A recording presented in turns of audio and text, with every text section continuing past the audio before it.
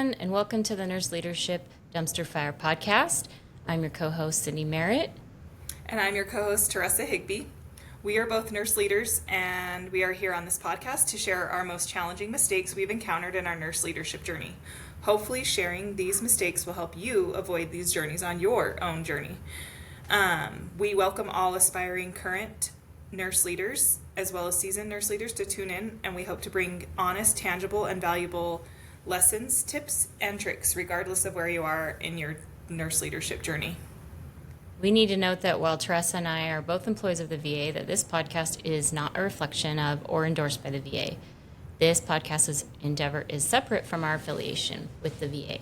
Our stories will be adapted to protect the anonymity of the staff and colleagues we've interacted with, but we'll do our best to convey the gist of what happened and the take-home lessons. So we will also, of course, be protecting any potential patient identities to comply with HIPAA laws.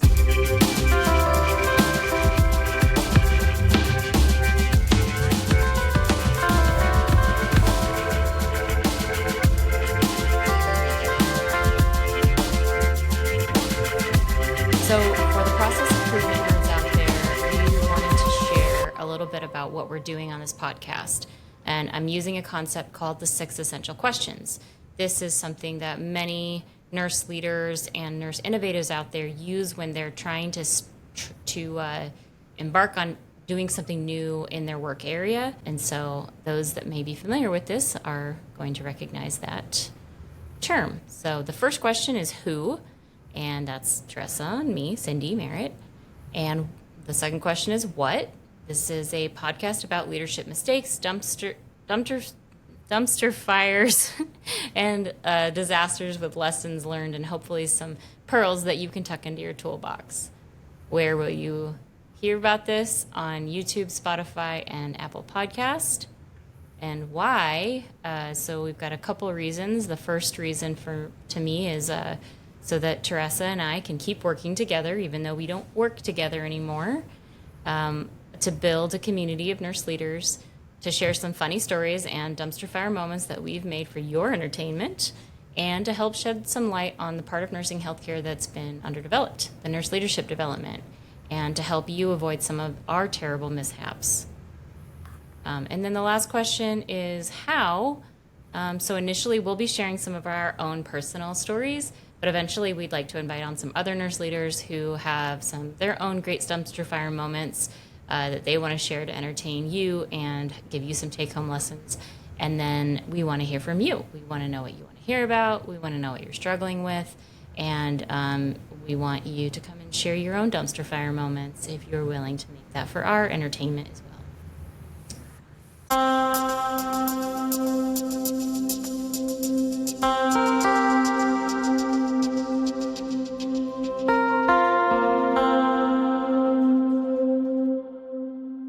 So we thought that for those of you that don't know us in this episode, that we would share a little bit of our background so that you know where some of these crazy stories are coming from.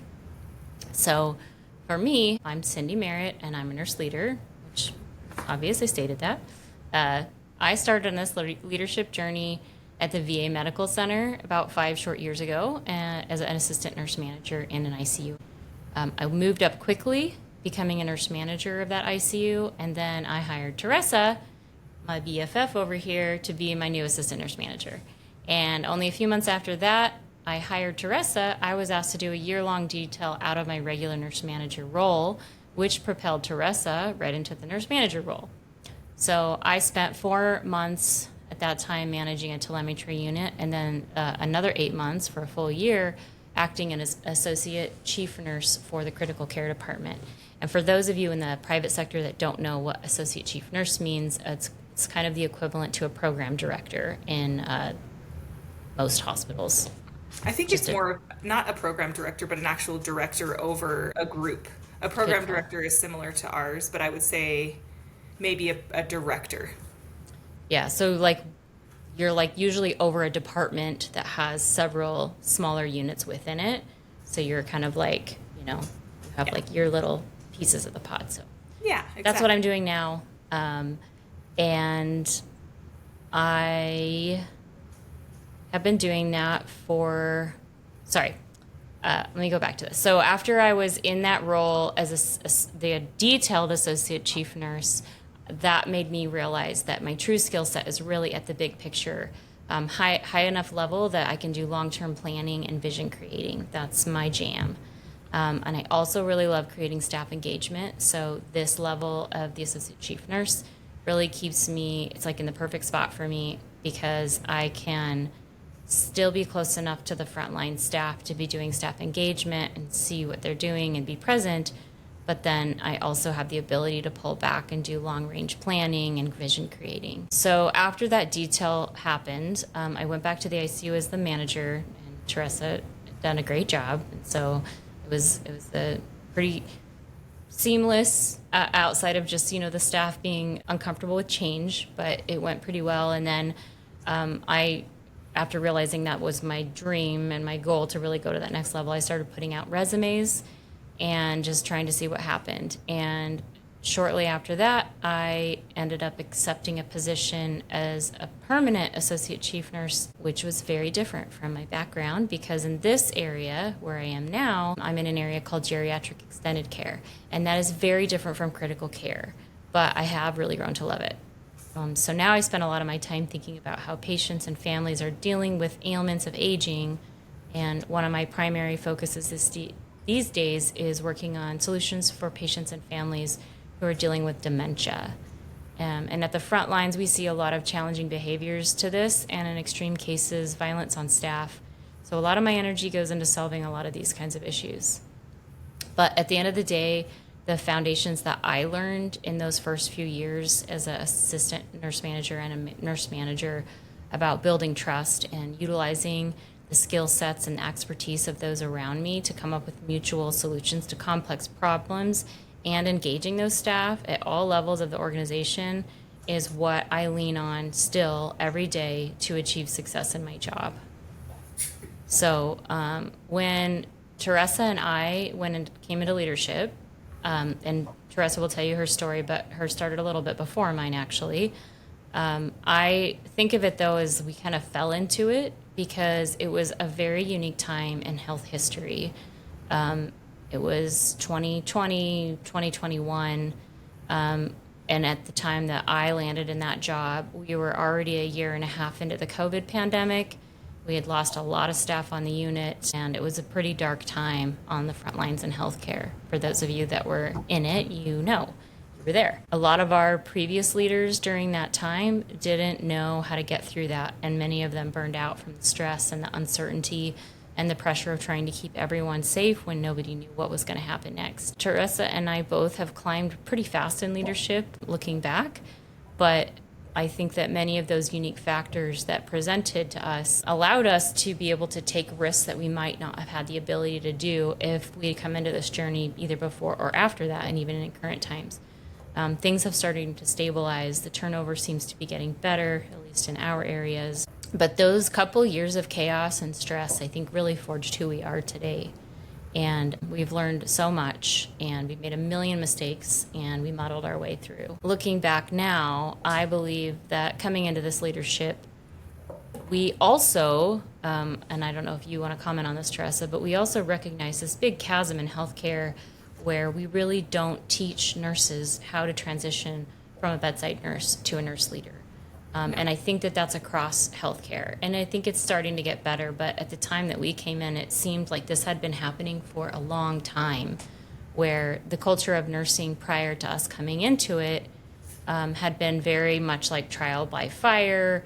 And the knowledge was really held close to those who were in the know. It wasn't shared easily. I remember my aunt, who was a nurse, back in 70s and 80s, and she said, I got my first leadership role, and they said, here's your desk and here's the key to your door, and good luck. So there was no guidebook, there was no class.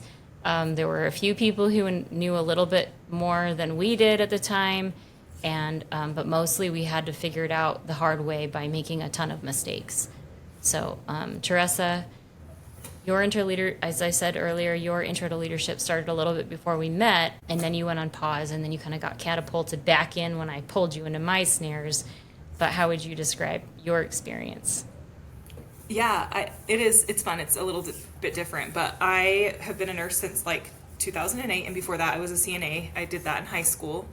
I also had the opportunity to participate in a nurse extern program starting in 2007, where as a student nurse I was able to work closely with RNs and gain more clinical experience. This allowed me to gain entry immediately into the ICU as a new graduate, and following that I was able to work in many areas, mostly intensive care, but my main leadership journey started in 2017 when I became the nurse professional development practitioner or nurse educator in a level 1 trauma center for the surgical intensive care unit. Although technically that isn't a leadership role, it is an informal leadership role where you work closely with the management team, staff, hospital education department, and other areas. And in this role, I was supported in taking several leadership courses, and professional development was both encouraged and supported. I attended classes like Crucial Conversations. We did a Strengths Finder class and a leadership course. We also had a lot of education around systems and system development. I frequently would sit in difficult conversations with our nurse manager with staff that was struggling, and this taught me how to be clear and kind. This experience was really valuable to me, and it taught me how important relationship development is in a leadership role. Then that was when about 2019, so I did that for about 2 years, I came back to the VA as an ICU nurse. I didn't start as the assistant nurse manager until December of 2021. So I worked as an ICU nurse throughout the entirety of COVID for the most part, and then entered into this role. However, initially, funny story, Cindy and I both applied for the assistant manager job at the same time, and we maintained friendship. We didn't get mad that one or the other got it. We were hopeful for each other and wanted to see each other. At the time, I think Cindy was the right choice with the current manager. Her personality was really well suited to Cindy's personality, and I think she was also really tired because she had been the assistant manager for several years, plus all through COVID, and she was launched into COVID ICU management for a while. So she was a really good leader, but also was just in a really hard spot. So I think kudos to her, because that had to be hard.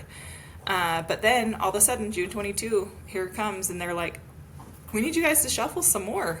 And as Cindy described her detail, and that was when they were like, "Hey, so do you think you could just be the manager?" And I was like, I've done this for like 3 minutes. Are you sure?" but sure enough, She did great, by the way. so I became the detailed nurse manager of the ICU, and I did that until about August 2023. So almost right. It was like the very beginning of August, because you can't go over a year, I believe, when we're doing that stuff. So it kind of was like that weird interim, but we had like leave and stuff like that. So, and then in September of 2023, I took the role of the assistant chief nurse of nursing education, and that's where I am now. And along this journey, both Cindy and I have learned to shift cultures, hire well, and make as many mistakes as it takes to get where we want to eventually.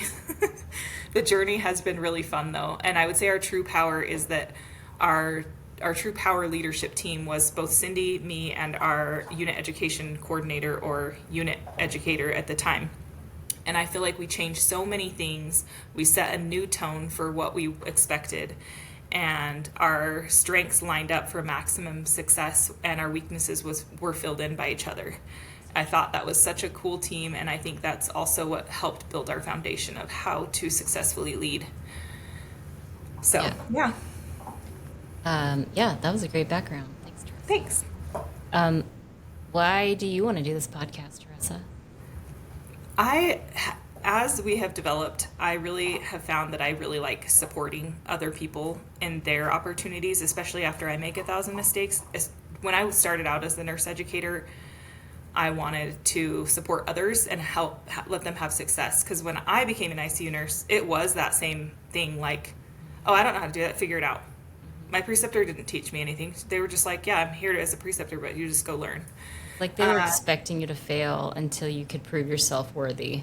Yeah, and so it was interesting, but basically, I just want the opportunity to support others. I feel like within the hospital, you're kind of chained to just those around you, so I want to support more than that and broaden our horizon a little bit, and not only nursing, but even nurse leadership. Like, I want to be able to offer something to others if we can. And also just have a good time hanging out with you while we laugh and talk about the things that we are passionate about and enjoy. So here we are. Yeah, I agree with all of those things. Yeah. What about you? Why do you really want to do this? Is it the same? Different? I think that you touched on something just a minute ago when you were talking about wanting to support people. I think that we both, when we met, we tuned into the fact that we didn't want to accept that the way that things had been being done was normal or acceptable. And I think we've both latched on to that. And it's like part of my brain now where, and working in a government agency, you run into a lot of walls. There's a lot of regulation.